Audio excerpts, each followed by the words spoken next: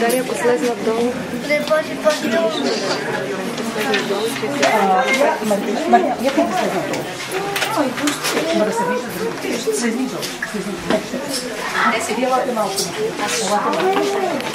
Буквички родни познати, 3, 4. Буквички родни познати, азбука стройно конце, сложиха двамата братя моите малки ръце. Сложиха двамата братя моите малки ръце. Пиша ви дълги редици, пиша по белия лист. Те ми приличат на птици, ято в небесната вис. Те ми приличат на птици, ято в небесната вис.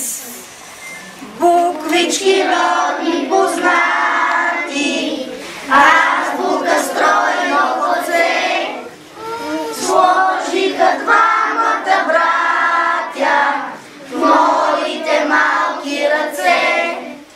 Сложиха двамата братя моите малки ръце. Кирил и Методий, славни ни създали, малки, главни, 30 братчета сестрички, подредени в редички. Всичките от А до Ято, в книжка сме за дружно ято, букви сме и много знаем, хайде да си поиграем. Но бъдете с нас вежливи, изпишете ни красиви, ако правите ни грешни, ще сме тъжни, ще сме смешни. Страна неприятна ние живеем, тук азбуката е царица, цял ден ни играем и пеем, малки буквички дечица. Азбуката вече знае, могат всички да се четат. Най-голямата магия съм научила в света. Очакайте отвън игри, събрани в веришка. Не стигат буквите добри на гости в моята книжка. Аз мога вече да чета и книжката ми води. Благодаря за радостта на Кирил и Методий. На славянския народ стари времена дали Кирил и Методий златни букви писмена. Те ни дали светлината, пазили ни от беда. Пишат с тях и днес децата, българин и свобода. Няма облаче в небето, ясното полято, нивите озрели светят сякаш чисто злато. А отгоре в небето леко се издига и трепти с криле малка чучулига. С Богом на тетрадки сини, с Богом книги раз, два, три, чантата ми днес е пълна само с песни и игри.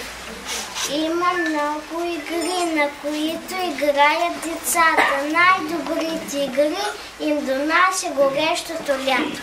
Ако има река, ще се плутат в нея децата. Ако има лъка, цял ден топка ще рита децата. Ако има море, цял ден сладка ще плува децата. Планина ли? Добре, върхове ще изкачват децата.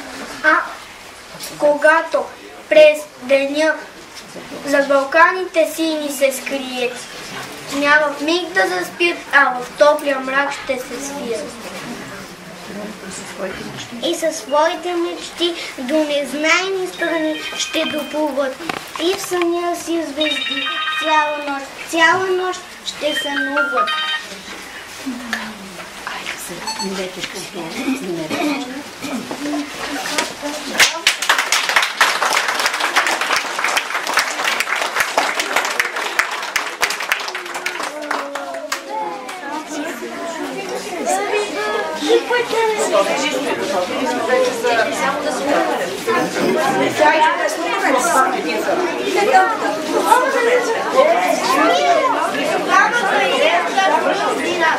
Обръщайте